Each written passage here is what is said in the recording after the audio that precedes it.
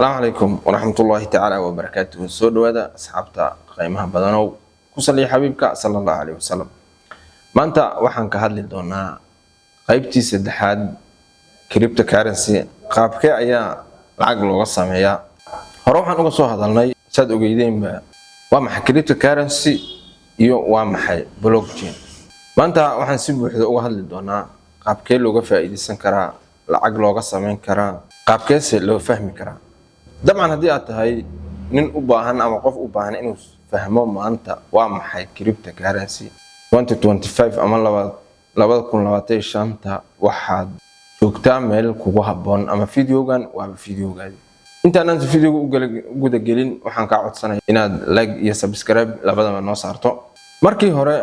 waxa naga dhacay sanad ama nagu jirtay dadkeena sida badan in ay crypto ahayd wax dad u gaar ah tusaalean sida dadka ganacsatada ah iyo dadka maalqabeenka ah laakiin maanta waxaan ku tusi doonaa hab fudud oo adigoon aqoon badan u lahayn ama hanti badan oo saas aan haysan qaab aad uga faa'iideysan karto baan ku tusi doonaa oo kula wadaagi doonaa ee nala joog insha Allah waxaad heli kartaa maanta hadiiba aad fahansan tahay ama aad fahanto fursad aad ku gadato ama aad bilaash uga hesho coinan sida cryptocurrency oo kale saas daraadeed aan ku bilaawno midda ugu horeyda waa trading ama inaad trade garayso suuqa oo daily aad u trade garayso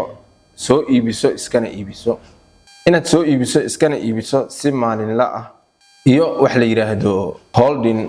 oo aad gadanaysid coin ka bacdina coinka marka gadatid aad dhiganaysid aad la sugaysid markii uu suuqu sare u kaco ama coinkii aad shalay iibsatay ama last year aad iibsatay oo kor u kacaas oo sameeyo aad si iibi kartaa holding baa la yiraahdaa taasna saas daraadii marka trade-ku wuxuu u baahan yahay in aad barato wax la yiraahdo technical analysis si aad u fahanto dhinaca uu suuqu u socdo ka horeysa inaad iibsato ama aad trade sameeyid waxa kale oo jira wax la yiraahdo staking waa lacago aad loo gareynaysid inta coinan gadatid oo loo gareynaysid ka bacdina staking waxa lagu sameeyaa ama sameeya sida badan coinanka qaaliga ah ama coinanka caanka ah waxa kamid ah Ethereum DAD iyo kuwa kale kaloo jira waa adiga sida bangiga oo decentralized ah ama aan cidna maamulin waxaad heli doontaa markii aad koonkaas xiratid muddo ka bacdi lacag dulsaar ah laakiin dulsaar ma banaana sida badan waxa kale oo jira qaab kale oo la yiraahdo mining ama qoditaan oo loo sameeyo coinanka ama aad crypto ku heli kartid waxa kamid ah mining wuxuu ugu fiicnaa waqtigii bitcoin-ka laakiin hadda ma ahan fursad fiican hadii aadan haysan waxa la yiraahdo kombiyuutarro waaweyn iyo qalab iyo waliba koronto raqiisa intaas hadii aadan haysan ma sameey kartid fursadna hadda ma ahan inaad sameysid mining qaab kale ayaa jira oo la yiraahdo airdrops oo lacag bilaash ah waxaad sameysanaysaa wallet wad isdiiwaan gelinaysaa ka bacdina coin-ka ka hor intaan la furin ama la soo shaac bixin bay dadku bal shirkaduhu bixiya ka bacdina sidaas baad hadhow markii la furo aad ku helaysaa coinan bilaash ah coinkaas bilaashka ah waxa sameeya ama bixiya Uniswap iyo DYDX iyo shirkado kale kuwaas waxay bixiyaan malaayiin dollar sanad walba waxa jira qaab kale oo ku heli kartid coin waa qaab freelancing ah hadii aad tahay qoraa designer ama developer waxaad heli kartaa u sameey kartaa qaab freelancer ah saas baad ku heli kartaa iyadana lacag bilaash ah oo cryptocurrency waxaad ka heli kartaa crypto jobs iyo labo x ayaad waxa ka heli kartaa shaqo ka bacdina suuq geyn baad sameynaysaa oo qaabka freelancing ah markaasna waxay ku siinayaan ama aad u sheegaysaa inaad aqbalaysid bitcoin ama USDT NFT waxay bixiyaan iyaguna hadii aad farshaxan tahay ama hal abuur nashqadeeyo digital ah waxay fursado badan tahay NFT oo ayaguna ku siinaya inaad wax sharax wax design gareydid ama aad qortid amaba qaybta digitalka hadii aad ku fiican tahay waxaad ka heli kartaa oo ka samaysan kartaa waa ayagu waxa way exchange ama lacagaha sarifaan haddana waxay kaloo caan ku yihiin in wixii adigu aad leedahay aad gada kartid oo maxay ay tahay sumad ay ku leeyihiin waxaad adigu leedahay waxaad adigu gashatid meeshaas oo ayagu ku suuq geynayaan qaabkaasna ay kuugu bedelayaan markii adiga wax laga gato kale crypto ayaa lagu siinayaa ama crypto ayaad helaysaa suuqyada aad wax ku iibin karto NFT waxa kamid ah mid la yiraahdo OpenSea iyo Magic Eden graphic-aad sameyn kartaa ka bacdina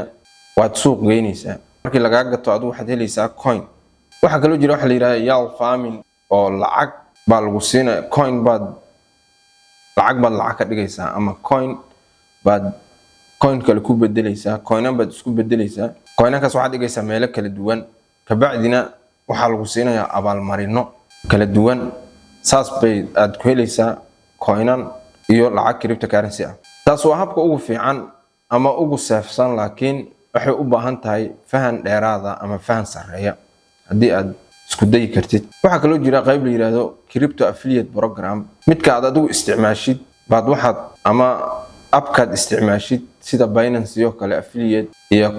KuCoin iyo kuwii wixii lamida baad waxaad ku sameyn kartaa in aad dad kale u dirtid ka bacdina dadkaas ay isdiiwaan geliyaan dadkaas markay isdiiwaan geliyaan deposit ay sameeyaan adigana waxaad helaysaa abaalmarin ama lacag saas bilaash ku ah oo coin ah